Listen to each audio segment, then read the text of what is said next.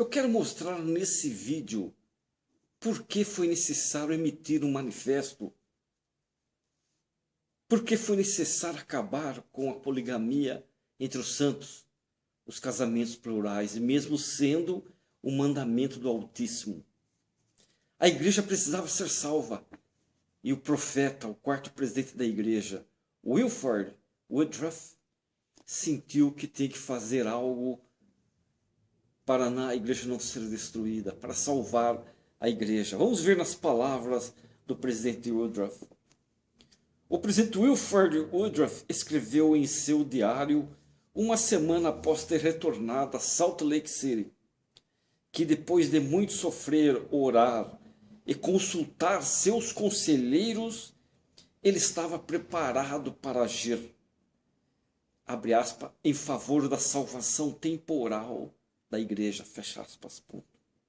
O presidente Woodruff disse mais tarde que o Senhor lhe havia mostrado, por revelação, exatamente o que aconteceria se a prática do casamento plural não fosse interrompida.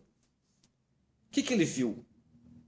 Ele viu que a igreja sofreria, abre aspas, o confisco e perda de todos os templos e a interrupção de todas as ordenanças neles realizadas, tanto para os vivos como para os mortos, além da prisão da primeira presidência e do quórum dos 12 apóstolos, bem como de chefes de família da igreja e também o confisco de propriedades particulares dos membros. O que acarretaria forçosamente essa prática? Ou então, após fazer e sofrer o que fizemos e sofremos, por termos aderido a esse princípio, abandonar tal prática e submeter-nos à lei.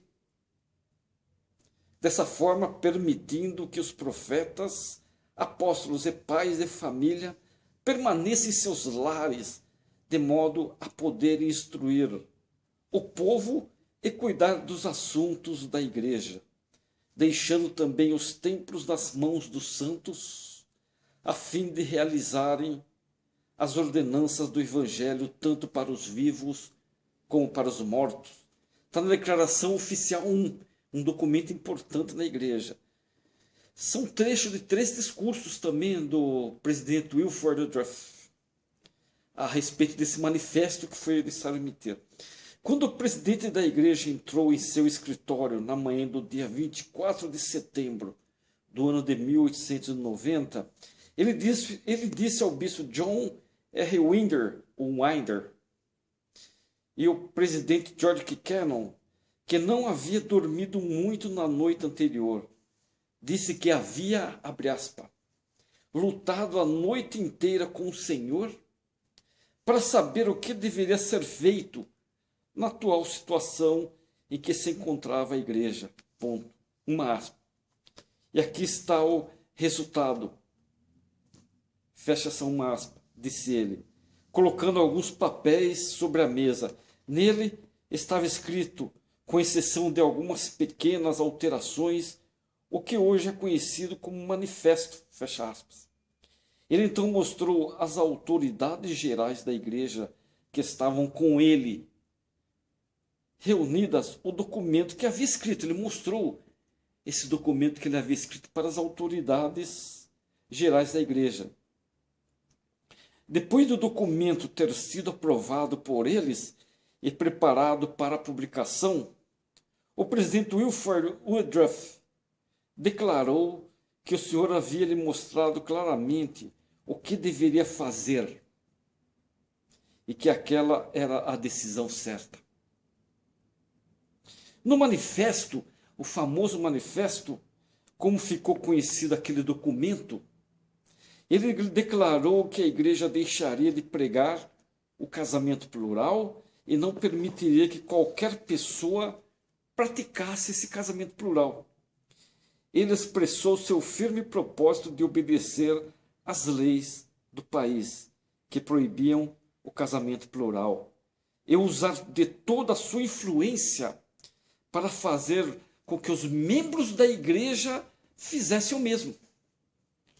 Para terminar, ele escreveu, e agora declaro publicamente que meu conselho aos santos dos últimos dias é que se abstenham de celebrar casamentos proibidos pelas leis do país. Declaração oficial 1 está isso daí. O manifesto foi divulgado pelos jornais do país no dia seguinte. Apareceu até mesmo no Washington Post, sabiam? Que esse manifesto apareceu até no Washington Post, tendo sido entregue ao jornal pelo representante do território de Utah no Congresso, John T. Kane. Na primeira semana de outubro, o representante de Utah, John T. Kane, informou à primeira presidência por telegrama que o secretário do Interior, passando uma moto, lhe havia dito que o governo não reconheceria a declaração oficial a menos que ela fosse formalmente aceita pela igreja em uma conferência geral. A conferência geral foi realizada na manhã do sábado, dia 4 de outubro do ano de 1890, e durou 3 dias essa conferência. No terceiro dia da conferência, o presidente George K. Cannon mencionou o manifesto e depois pediu a Orson F. Whitney, que na época era o bispo da ala 8 de Salt Lake City, que lesse o documento.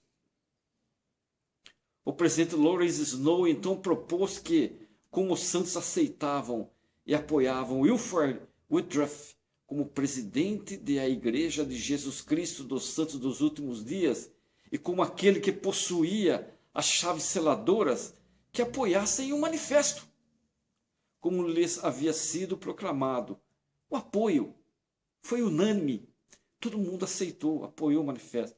O presidente Cannon então fez um longo discurso explicando aos santos a posição da igreja com relação à doutrina do casamento plural. Ele explicou que a igreja havia aceitado o casamento plural como uma revelação de Deus, cujo cumprimento lhes era exigido como povo, e que haviam procurado mostrar que a lei de 1862, que proibia essa prática, era inconstitucional, entrava em conflito com a primeira emenda da Constituição dos Estados Unidos, que garantia a liberdade religiosa. Ele testemunhou ainda que havia sido apoiado por alguns dos mais capazes especialistas em leis do país. O presidente Cannon lembrou aos santos a perseguição que haviam enfrentado, sendo que mais de 1.300 homens da igreja haviam sido presos por obedecer a esse mandamento. Apesar de toda a oposição exercida pelas autoridades governamentais, bem como por alguns membros da igreja, esses homens haviam obedecido à lei de Deus até que ele enviou uma revelação ordenando que interrompessem a prática do casamento plural. O presidente Cannon, George K. Cannon, concluiu seu discurso testificando que o manifesto era proveniente de Deus através do seu profeta e que era apoiado pelas autoridades gerais. Ele disse aos santos que, caso sua fé fosse provada por causa do manifesto, eles deveriam fazer como os líderes haviam feito, ou seja, procurarem o Pai Celestial por meio da oração, a fim de receber um testemunho pessoal a esse respeito. O presidente Wilford Woodruff, o profeta, encerrou a conferência prestando testemunho da revelação que havia recebido. Quero dizer a todo Israel que o passo que tomei em lançar esse manifesto não aconteceu sem que eu tivesse orado fervorosamente ao Senhor. Estou prestes a ir-me para o mundo espiritual, assim como outros homens de minha idade. Espero encontrar-me face a face com meu Pai Celestial, o Pai de meu espírito. Espero encontrar-me face a face com José Smith, Brigham Young, John Taylor e outros apóstolos. Eu preferia ser morto a tomar uma posição que desagrade a Deus ou aos céus. Minha vida não é melhor do que a de outros homens. Não ignoro os sentimentos despertados pelo curso que escolhi. Cumpri meu dever. E a nação da qual fazemos parte tem de ser responsável pelo que foi feito no tocante a esse princípio. Ponto, fecha aspas. Ao encerrar seu discurso, ele fez a seguinte promessa, dois pontos. A promessa do profeta. Digo a Israel que o Senhor jamais permitirá que eu ou qualquer outro homem que presida esta igreja vos desvie do caminho verdadeiro. Isso não faz parte do plano, não é a intenção de Deus. Se eu tentasse fazê-lo, o Senhor me afastaria de meu lugar.